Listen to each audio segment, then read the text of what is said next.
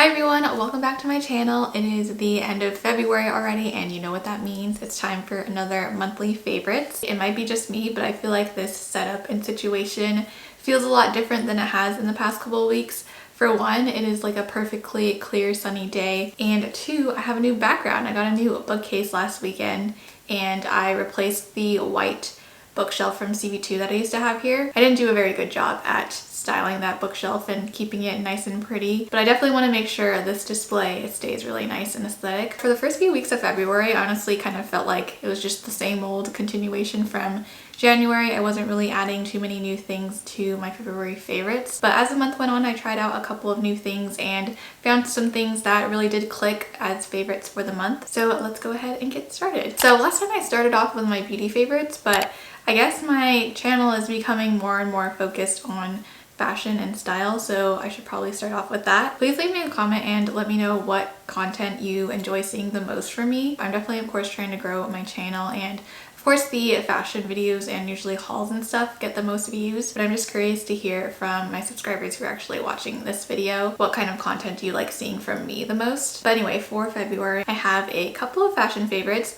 The first one is the top I'm wearing, and in general it is collared knit sweaters. These have been on my wish list since the beginning of the year, and I finally found some that I really like. Whenever this happens and I get kind of obsessed with a particular kind of item, I end up buying a couple of different versions to like compare and contrast and see what things I like specifically about each one. So there definitely was a bit of trial and error, but luckily I got my hands on this mango cashmere knit polo sweater. It came in this gorgeous camel color as well as gray, and I love this one because it does have more of a drop shoulder and a little bit of a boxier fit, and the collar and the stitching right here is a little bit on the thicker side. I tried a couple of collared sweaters that had like a pretty small collar, and especially when the v-neck was like a little bit too deep, you really had to like pull your shirt down in order to actually see the collar. But I love that the neckline is just a little bit more substantial on this one, and I think it's just such a cute look. I would definitely keep an eye out on mango items, especially when they go on sale, because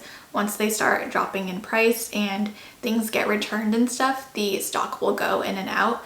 So luckily I was able to get this sweater for like 50 bucks and the regular price is 200. I also randomly picked up another collared sweater from Mango that I ended up really loving. It's a little bit different. It's even more boxy and cropped than this one, and it has more of like a button-up Henley style, as well as a bit of a cable knit texture. I ordered that one in a size large just because it was like the last one in stock, but I ended up loving how it fits. So yeah, these two tops from Mango are some of my favorites right now. In general, I've just been finding a lot of cute stuff on Mango and I've been really happy with it so far. My other fashion favorite for the month are actually a pair of jeans, and surprise, they're actually not Levi's, they are from Topshop. The naming for Topshop jeans is really confusing. I feel like some of the jeans have actual names and then some of them are just called like mom jean or straight jean. On the UK website, these are actually called the editor jeans, and they're just a nice 100% cotton tapered straight leg cropped kind of jean. The nice thing about Topshop jeans is that a lot of them come in different lengths. So since I wanted these to fit more like a full length jean, I actually ordered these in the 34 length. And somehow these jeans became one of my favorite pairs like overnight. They don't have the most flattering fit on like the crotch right here. There's a little bit too much extra fabric around the buttons. But besides that, I love how these fit. I featured these jeans in my 10 by 10 capsule wardrobe video that I made.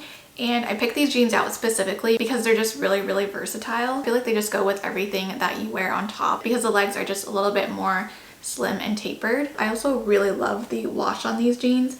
They're not too blue and saturated. They have like a really nice vintage looking bleached wash to them. But the number one reason why these jeans became my most worn jeans for the month and why I'm talking about them in this video is because of how comfortable they are. So I have mine in a size 26 when normally I would say I'm a 25, but even though they're a little bit bigger and a little bit looser, there's just something about these jeans that I feel like still look good and flattering even when they're not completely fitted on my waist. Maybe it has to do with the rise of the jeans or maybe in combination with the cut of the legs. But either way, I love these jeans because they still look really good in my opinion, even when they're stretched out. Okay, next up, let's get into beauty. I have a couple of beauty favorites. The first product that I wanted to talk about is the NYX Bear With Me Tinted Skin Veil. As most of you probably know, I have dealt with fungal acne for the last couple of years, so I'm really limited by the type of skincare and makeup based products that I can use. I've been wanting to try out a nice new tinted moisturizer kind of product, and this one by NYX is one of the few that are fungal acne safe. I did actually try this product maybe a year or two ago, but I just didn't really like it because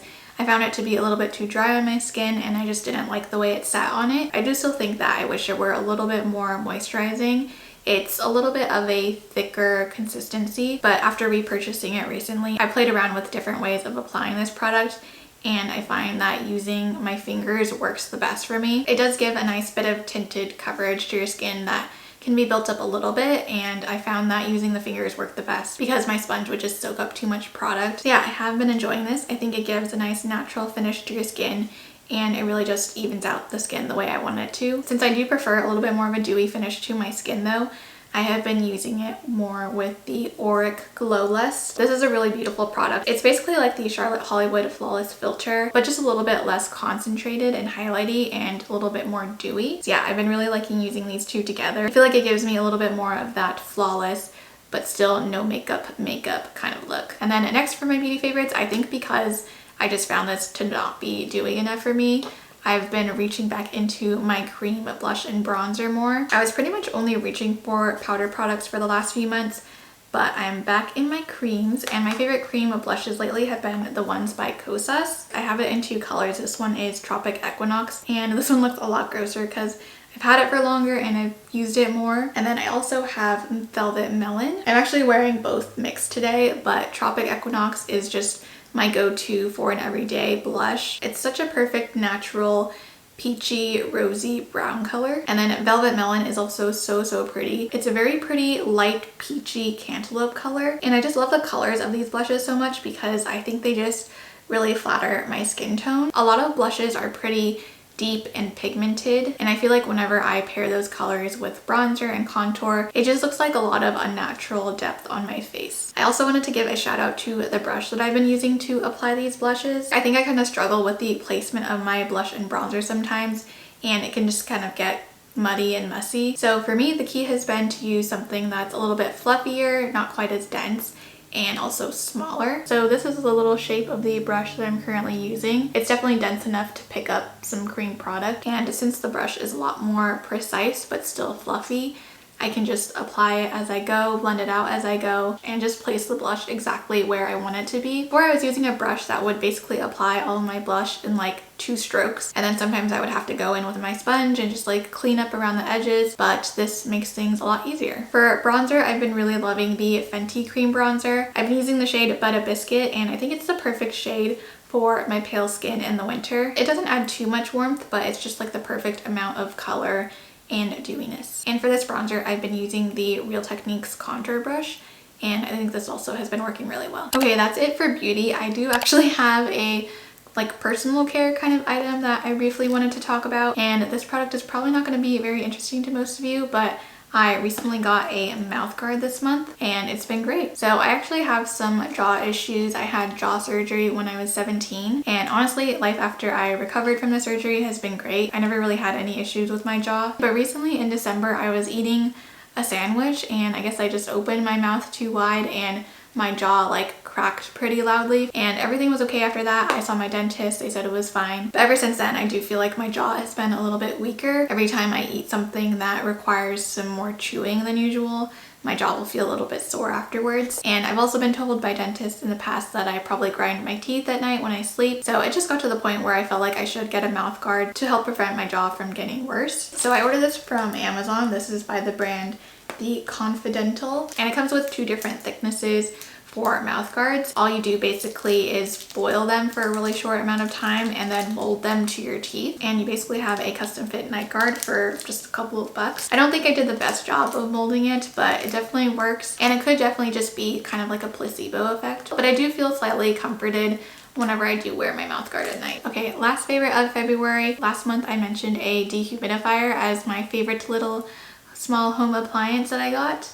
And this month I actually have another one. This month I finally picked up a little space heater. This one is from the brand Vornado. I like to read Wirecutter anytime I'm looking for like a home item. I think their reviews are usually really thorough, and this was the one that they recommended. It's like the VH200 model. It has 3 settings and a little temperature dial, and I've been loving it. It's really nice and quiet. It heats up really quickly, and I like to just keep it in the office and turn it on whenever I'm working in here and it's a little bit chillier. It's just really nice to have a little bit extra heat in the house without having to turn up the entire thermostat. So yeah, that is it for my favorites of the month. I hope you all had a nice February. Thanks so much for tuning into my favorites video, and I'll see you in my next video.